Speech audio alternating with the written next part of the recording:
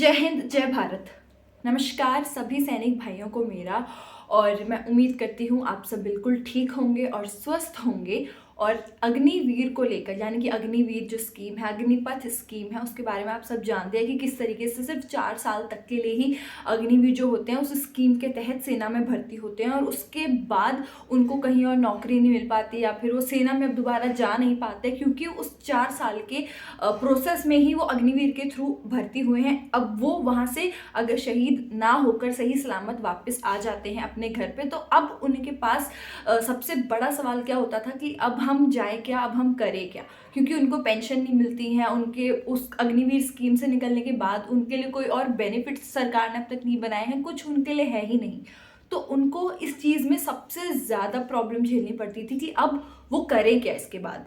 तो इसको लेकर अभी हाल ही में सरकार की साइड से कुछ एक खबर आई है सामने कि अब 4 साल के बाद नहीं जाएगी अग्निवीर की नौकरी और रक्षा मंत्रालय 2026 से पहले ले सकता है बड़ा फैसला।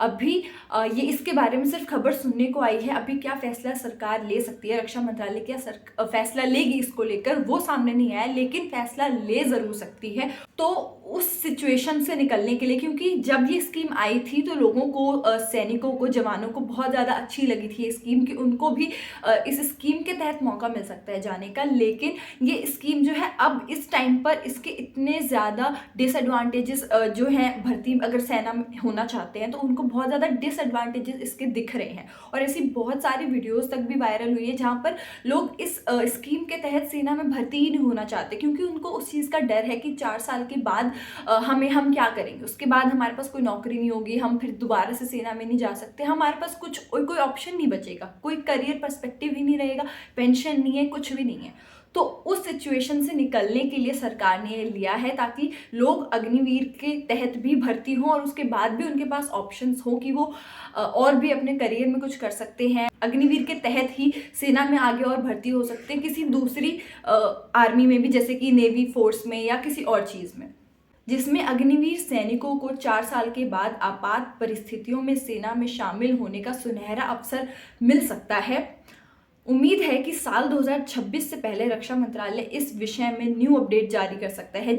तो इस चीज़ को लेकर, ये जो इतनी बड़ी खबर सामने आई है, इसको लेकर मैंने कुछ स्क्रीनशॉट्स भी आप लोगों के लिए ही लगाए हैं, कुछ विजुअल्स लगाए हैं, ताकि आप लोग इस बात पर भरोसा कर सकें। और मैं वेबसाइट भी मेंशन करी है ताकि आप उस वेबसाइट पर जाकर ये पूरा आर्टिकल पढ़ सकें अगर आपको ज़रूरत लगती है इस चीज़ की। तो क्योंकि 2026 से पहले रक्षा मंत्रालय ने बोला है कि इसके ऊपर एक नई अपडेट ज़रूर आएगी। इतनी अपडेट वो दे चुके हैं कि अब जो भी अग्निवीर स्कीम के तहत जाना चाहता है, सेना में भर्ती होना चाहता है हमारी भारतीय सेना में, उन लोगों को एटलीस्ट इस चीज़ का डर नहीं होगा कि उस 4 साल में सही सलामत वापस घर आने के बाद हमारे पास कोई ऑप्शन नहीं होगा, हम कुछ और कर नहीं पाएंगे। तो उनके पास इस चीज़ को लेके अब डरने की ज़रूरत नहीं है। कोई पास भी अब ऑप्शंस होंगे कि आपात परिस्थिति जब भी सेना में आएगी, कुछ भी है, तो वो भर्ती उसमें हो सकते हैं, या फिर और भी जो भी अपडेट्स आएंगी।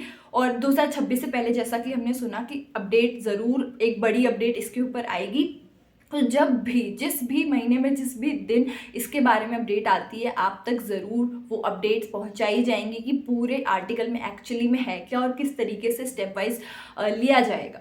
तो इस वीडियो के थ्रू मैं आप तक बस वो खबर ही पहुंचाना चाहती थी। एक ये बड़ी अपडेट आई है कि अग्निवीरों के लिए ही ये चीज़ करी गई है, जो कि आप लोगों को सही लगी है नहीं। आपके परिवार में से कोई अग्निवीर के तहत भर्ती हुआ है, या फिर जो भी उनको प्रॉब्लम्स फेस करनी पड़ती थी, या फिर आप ही अगर कोई अग्निवीर हैं जो इस वीडियो को देख रहे हैं, तो शेयर ज़रूर कर दीजिएगा ताकि सबको इस खबर के बारे में पता चल सके कि इस तरीके की अपडेट रक्षा मंत्रालय से सामने आई है, डिफेंस मिनिस्ट्री से सामने आई है।